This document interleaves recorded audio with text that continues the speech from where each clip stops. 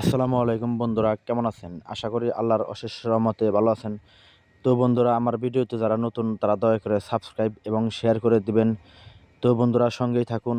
আজকের এই ভিডিওতে আলোচনা করব যারা 2023 এবং 24 সালে ইতালি ওয়ার্ক পারমিট ভিসার জন্য আবেদন করেছিলেন এবং নুলস্থও পেয়েছিলেন কিন্তু ভিসা পাননি, এমনকি বাংলাদেশে নিযুক্ত ভিএফএস গ্লোবালে ভিসার জন্য পাসপোর্ট জমা দিয়েছিলেন, তাদের এখন কি করণীয়? তারা কি আসলে ভিসা পাবে কি নাকি পাবে না আর কি, এ বিষয়ে আজকের এই ভিডিওতে আলোচনা করব বিস্তারিত। তাহলে সঙ্গেই থাকুন। দুঃখের বিষয় এটাই যে যারা 2023 সালে এবং 24-এর মার্চে আবেদন করেছিলেন ভিসার জন্য, কিন্তু তারা ভিসাও পান নাই, এমনকি ভিসার জন্য যে পাসপোর্টটা ভিএফএস গ্লোবালে জমা দিয়েছেন সেটাও পান নাই। এটা কিন্তু আসলে একটা মর্মান্তিক ঘটনা। তো সঙ্গে থাকুন, আলোচনা করতে থাকি। আসলে এরকম হওয়ার মূল কারণটা হলো ইতালিতে যে প্রবাসী আছে তার 4 ভাগের 3 ভাগে কিন্তু বাংলাদেশি, এমনকি বাংলাদেশ থেকে যারা প্রবাসী ইতালিতে আছে তাদের মধ্যে অনেকেই আছে অবৈধ এবং অবৈধভাবে কাজ করে, এমনকি অনেকে পালিয়ে ইতালিতে গেছে।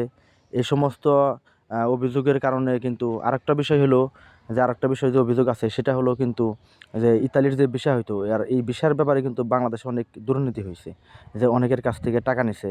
কিন্তু এই বিষয়টা কিন্তু ইতালিয়ান সরকার জেনে যাওয়ার কারণে কিন্তু এরকম ঘটনাটা আসলে হয়েছে। বাংলাদেশি একজন যাত্রীর কাছ থেকে যে পরিমাণ টাকা নেওয়া হয়, কারো কাছ থেকে 15 লাখ, 16 লাখ, এমনকি 20 লাখ, 22 লাখ পর্যন্ত নিয়ে থাকে। এটা কিন্তু আসলে এত টাকা নেওয়ার কোনো প্রয়োজন নাই, আর এত টাকা কিন্তু লাগেও না সরকারিভাবে করতে। যে এই বিষয়গুলো কিন্তু অলরেডি আর কি ইতালিয়ান সরকার জেনে গেছে, এমনকি জানার পর থেকে কিন্তু এরকম প্রবলেমে পড়তে হয়েছে যাত্রীদের। আসলে এরকম অনেক জটিলতার মধ্যে কিন্তু একটা খুশির সংবাদ হলো যে ইতালিয়ান অ্যাম্বাসেডর কিন্তু বাংলাদেশ সরকারের প্রধানের সাথে কথা হয়েছে, এমনকি তারা আর কি ভিসা প্রচুর পরিমাণে দিবে বাংলাদেশিদের, এরকম আশ্বাসও কিন্তু দিয়েছে। অলরেডি কিন্তু বাংলাদেশে এখন ইতালিয়ান যে ভিএফএস গ্লোবাল থেকে ওইখান থেকে কিন্তু পাসপোর্টটা কালেক্ট করা যাইতেছে, এমনকি ভিসাও কিন্তু দিতেছে। বর্তমানে এরকম জটিলতা কিন্তু আর নাই, কিন্তু বাংলাদেশ সরকারের প্রধান কিন্তু এটা জটিলতাটা সমাধান করে নিয়েছে ইতালি সরকারের সাথে কথা বলে। তো এরকম জটিলতা কিন্তু আর দেখা যাচ্ছে না আর কি। যারা 2023 সালে এমনকি 24 সালে যে ভিসার জন্য আবেদন করেছিল তারাও কিন্তু পর্যায়ক্রমে আর কি অ্যাভারেজভাবে ভিসা এখনগুলো ভিসা ভিএফএস গ্লোবাল থেকে আর কি পাইতেছে। কিন্তু আগে যে হারে ভিসা দিত ভিএফএস গ্লোবাল থেকে বাংলাদেশিদের, এখন কিন্তু তার চেয়েতেও অধিক পরিমাণে ভিসা বেশি দিচ্ছে।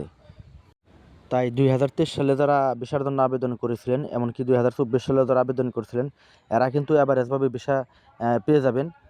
অনেক সময় আছে দেখা যাচ্ছে আজকে 2023 সালের ভিসা দিতেছে, এমনকি 24-এ যারা আবেদন করছিল তাদের ভিসাও দিতেছে, কিন্তু এটা অ্যাভারেজভাবে দিতেছে, কিন্তু ভিসার হারটা কিন্তু অনেক বেশি।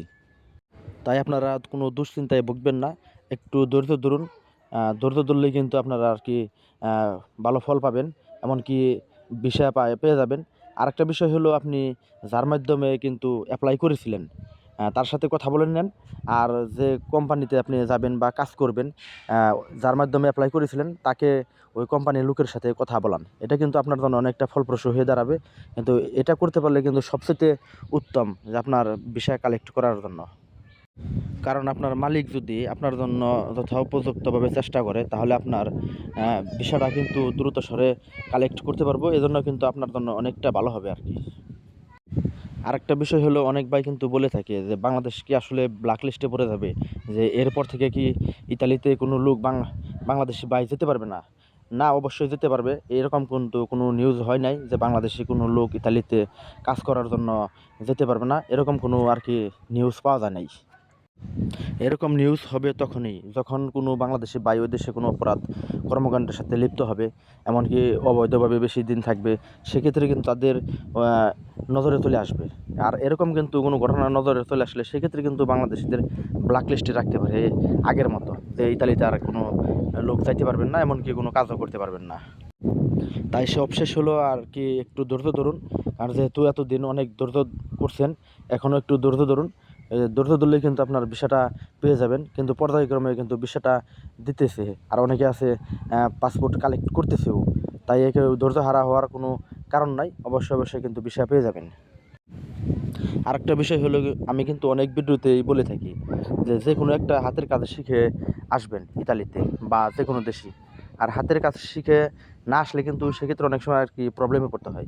অনেক সময় দেখা যাচ্ছে স্পন্সর বিষয়ে আসলেন বা এগ্রিকালচার বিষয়ে আসলেন, সেক্ষেত্রে আপনার মালিক কোনো কাজ দিতে পারতেছে না, বা যার মাধ্যমে গেছেন সেও আপনাকে কাজ কোনো জোগাড় করে দিতে পারছে না। এক্ষেত্রে কিন্তু আপনার অনেক ভোগান্তির মধ্যে থাকতে হবে। আর হাতের কাজ শেখা থাকলে কিন্তু সেক্ষেত্রে কিন্তু আপনার জন্য অনেক মঙ্গল হবে, অতি সহজেই আর কি কাজও পাওয়া যাবে, এমনকি আপনার জন্য অনেক সুবিধাও হবে। তো বন্ধুরা, ভিডিওটি আর লম্বা করবো না, ভিডিওটি আজ এই পর্যন্তই। কেমন লাগলো কমেন্ট করে জানাবেন। ভালো থাকবেন।